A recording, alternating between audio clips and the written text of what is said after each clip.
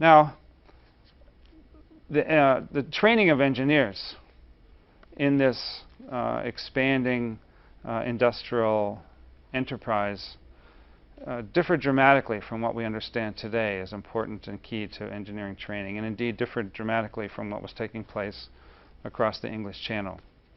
The key concept to understand in gaining a sense of what it meant to become an engineer and through what process one went to gain the status of an engineer is the word apprenticeship. Engineers in the engineering profession built on the longer tradition of artisan training. Engineers gained that status through a long process of apprenticeship.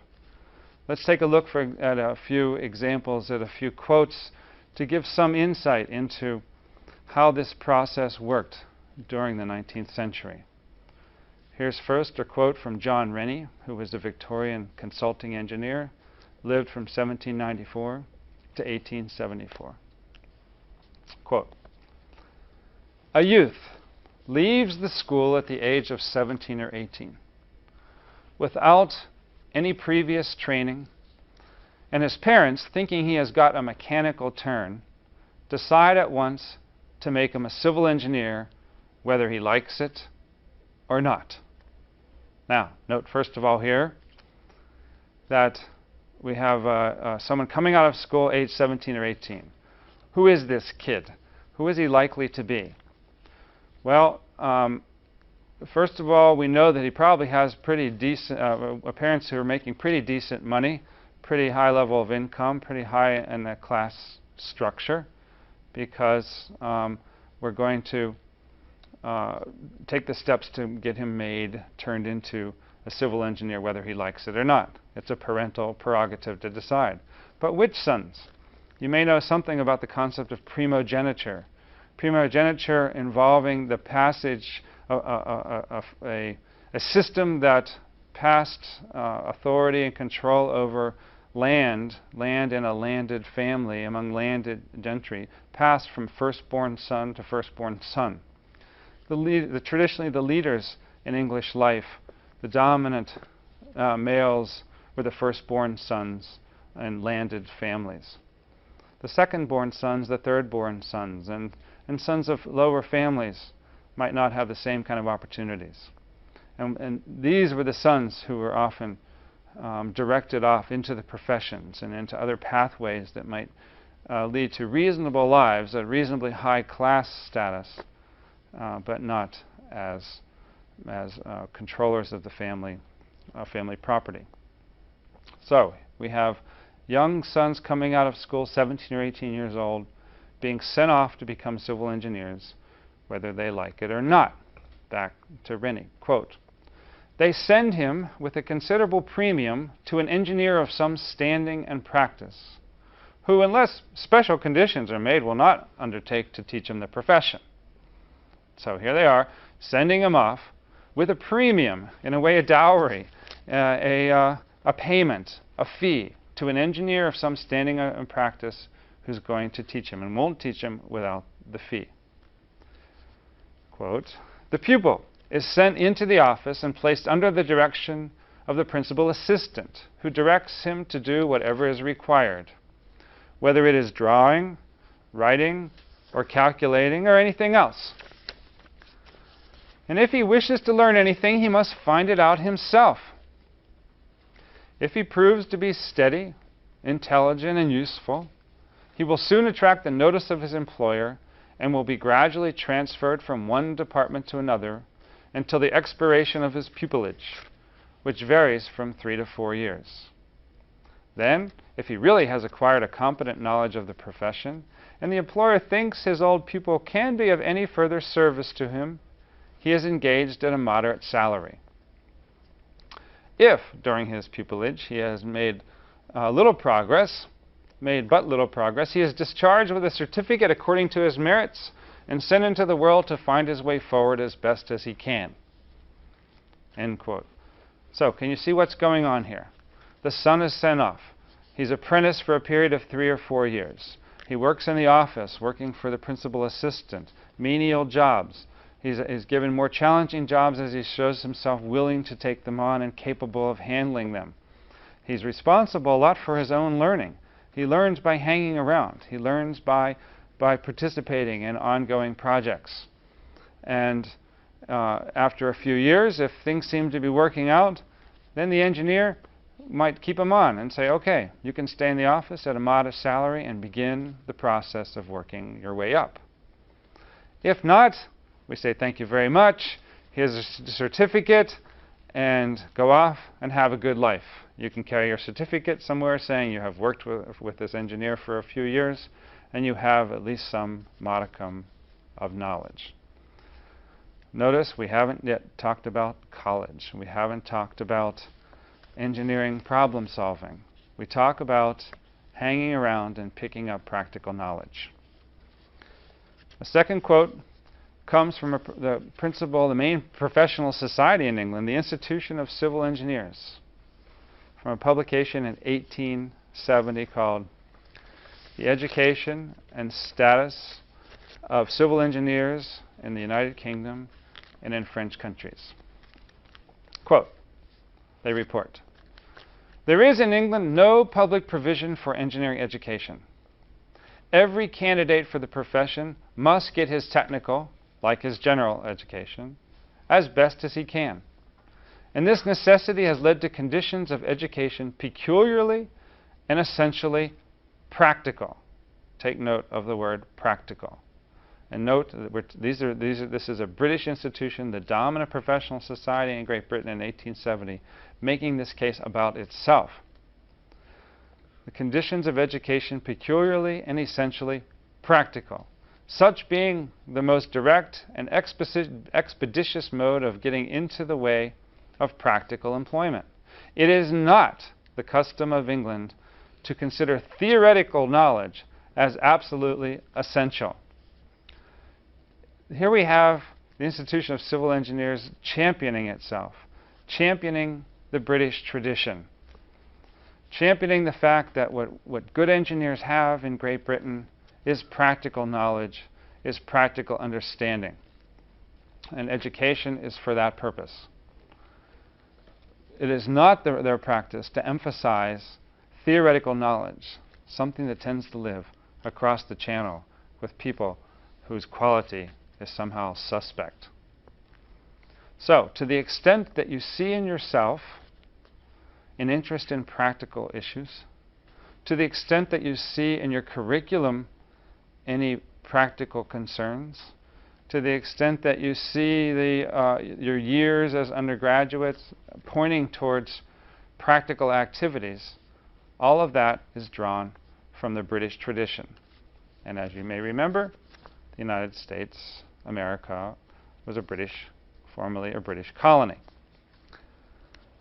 Finally, let's take a look at an article by Coleman, 1973, titled Gentlemen and Players, from the Economic History Review. It's a short quotation, but illustrates something important for us. Quote, the social structure of pre-industrial revolution England had only one really important division between those who were gentlemen and those who were players. And the great game of life to be played by anyone possessed of ambition but born on the wrong side of the line was to cross. In one sense, the Industrial Revolution was a revolution of those who were not gentlemen. Now, in this distinction drawn between gentlemen and players, we find the problematic of the engineer, of the British engineer. The traditional professions were law, theology, and medicine.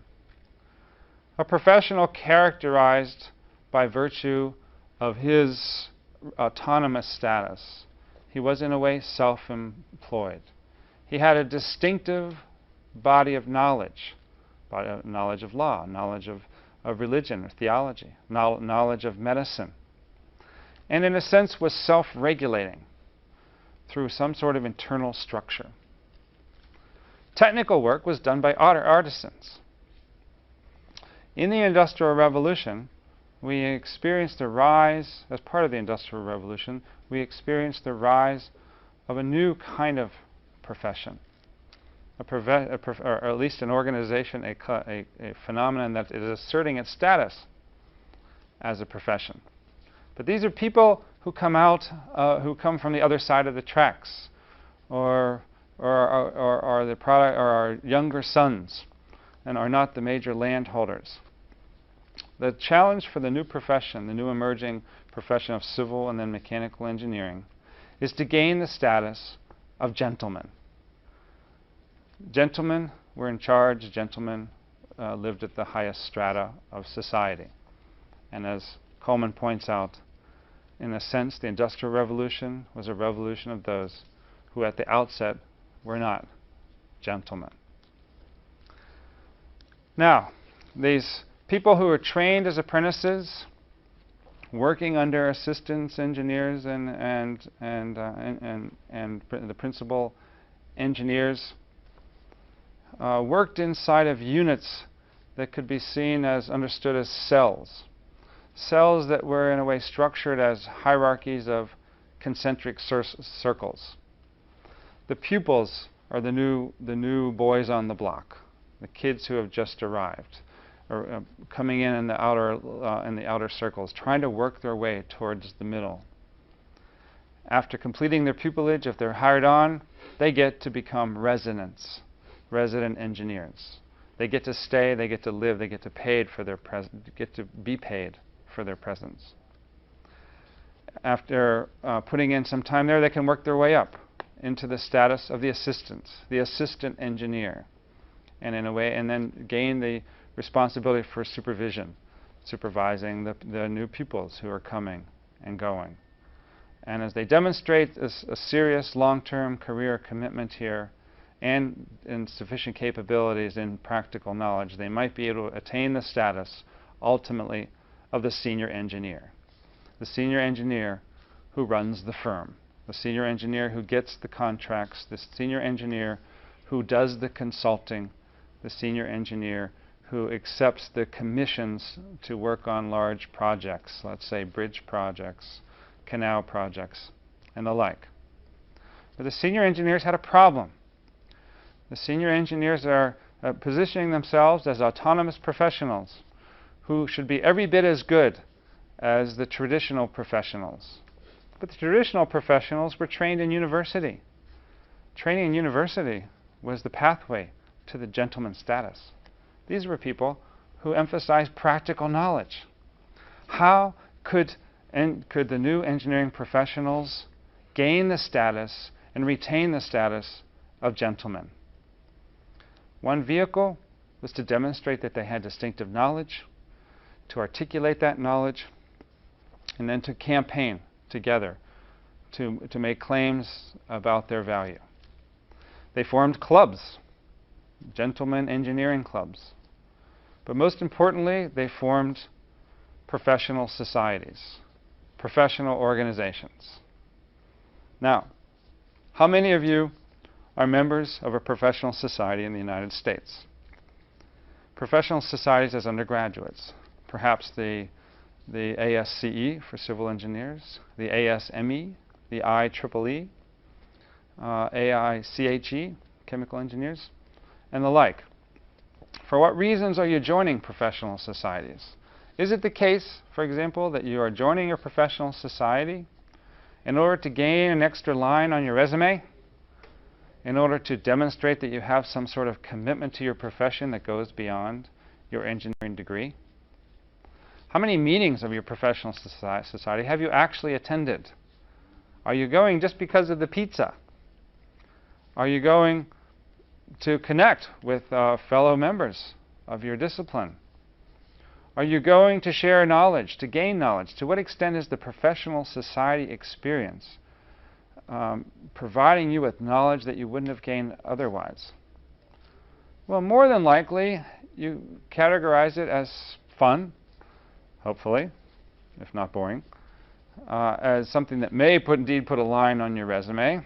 If you can get yourself into a leadership position, get yourself elected secretary or vice president or president or treasurer, then you have an extra little bit in that line indicating potential for leadership. But more than likely, you understand quite clearly that the professional society lives on the margins of your everyday existence.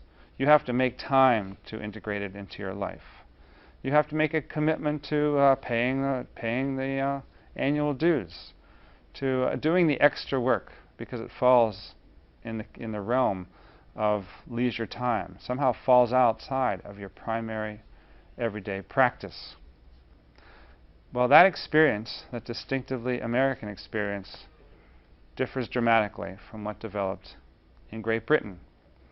For the new gentleman engineers, or for the new engineers seeking the status of gentlemen, professional societies, professional organizations were absolutely critical to that status.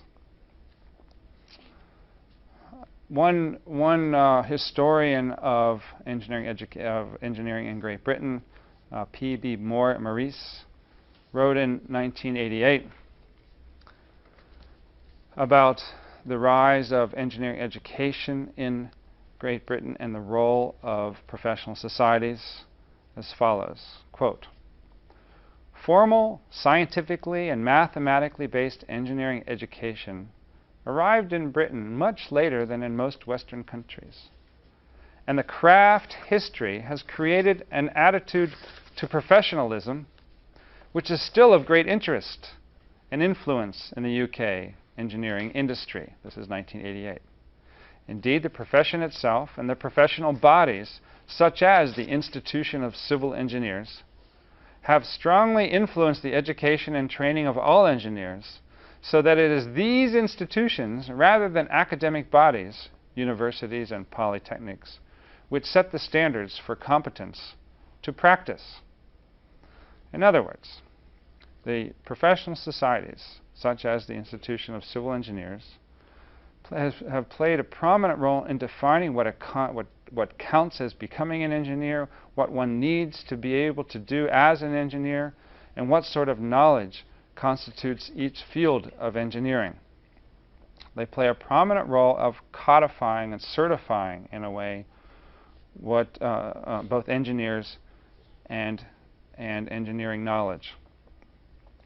You may know something, this contrasts, for example, with the regulation of engineering education in the United States.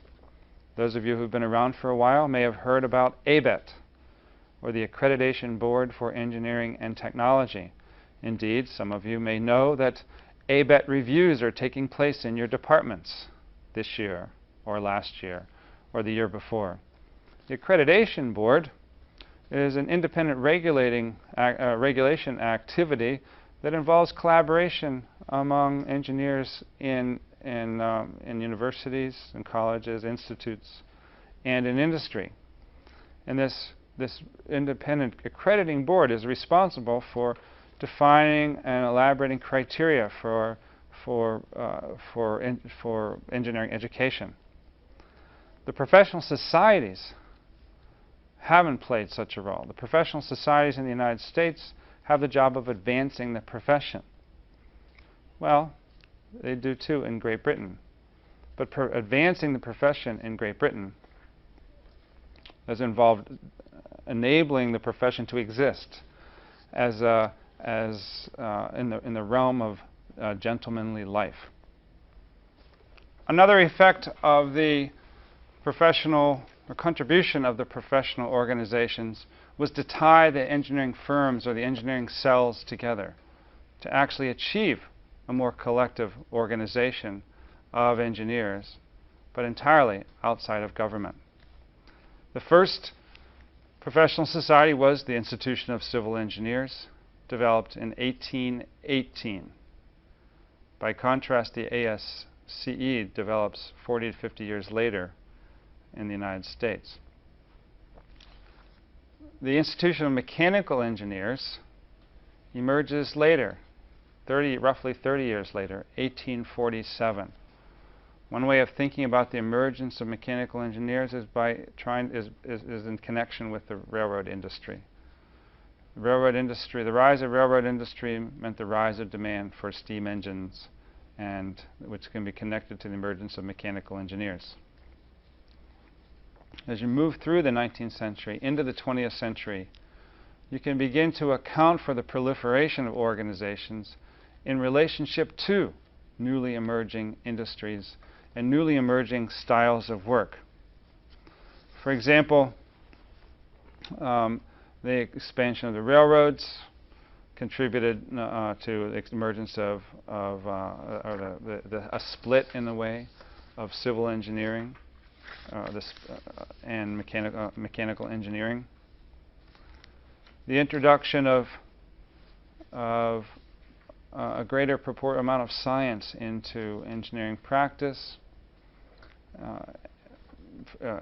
especially in the innovations in the steel industry, led to a split out of the Institution for Mechanical Engineers of something called the Iron and Steel Institution in 1869.